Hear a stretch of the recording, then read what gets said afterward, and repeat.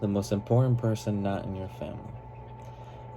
I think the most important person that's not in my family is my friend whose name was Joseph. I would be called Little Joseph or Little Joe, and he would be called Big Joe or Big Joseph.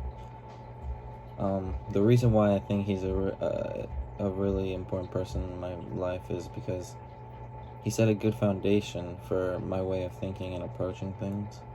And while we only met once in real life, we were close to PlayStation, and he's 2 years older than me, so he was always in the next stage in life. So uh, I always had a little bit more insight on what to do next, as in going to college or thinking about military or what I'm gonna do, life after school, for my education. And he went to the Air Force, so he really got me thinking about my future and to start planning early. So I think he really gave me my skills to plan and think ahead. The most important value you hold. I think the most important value I hold is to be genuine. I find that if you're genuine in what you do, then you find yourself in places that usually make you more happy. If you're genuine with friends, then they know most of the time, or they can trust that what you say is what you mean. And what you say is also, most of the time, a good insight on how you're feeling or what you're thinking. So they're never feeling some type of way, and they always know that you're being honest with them and genuine. I also think that if you're always genuine with yourself, especially, you'll be genuine in situations where you might not fare in.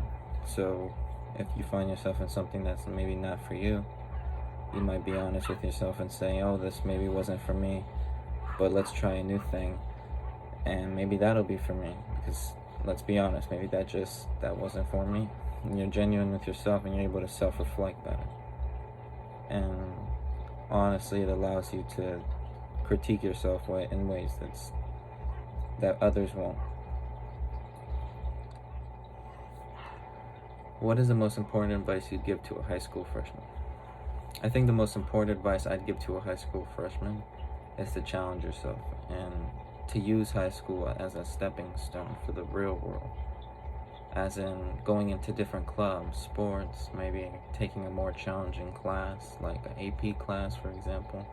Because those small challenges, or that one challenge, will slowly turn into another challenge, and before you know it, by the end of high school, you're a more rounded out person. So if you're willing to take these risks now, imagine how more prepared you'll be for more challenging and bigger risk as you get older.